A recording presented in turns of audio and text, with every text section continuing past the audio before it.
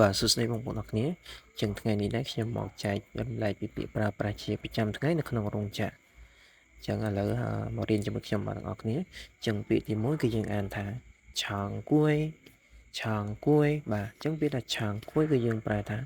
ច្បាប់រោងចក្រចឹងពាក្យទី2វិញគឺយើងអានថាឡានខួងឡានខួងបាទចឹងពាក្យថាឡានខួងគឺយើងប្រែថាកញ្ច្រែងបងប្អូនបាទចឹងពាក្យបន្តទៀតគឺពាក្យទី3គឺយើងអានថាភ័យថោភ័យថោភ័យថោបាទចឹងពាក្យថាភ័យថោគឺយើងប្រែថាចាប់កំ pl ពាក្យទី4វិញគឺយើងអានថាឈានថោឈានថោ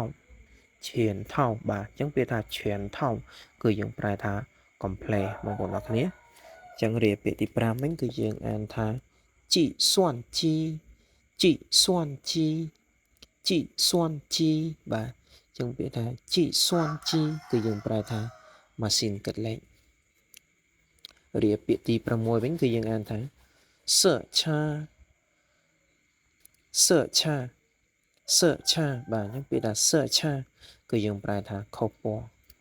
ពាក្យទី7គឺយើងអានថាជួងទីងជួងទីងជួងទីងបាទគឺយើងប្រែថាកឹបបាទបងប្អូន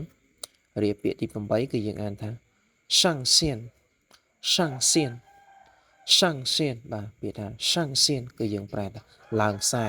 ឡើងខ្សែហ្នឹងពាក្យពេលដែលថាយើងឡើងអីវ៉ាន់ថ្មីអញ្ចឹងគេអានថាសាំងសៀនបងប្អូនបាទអញ្ចឹងពាក្យទី9គឺយើងអានថាសាំងជាសាំងជាសាំងជាបាទ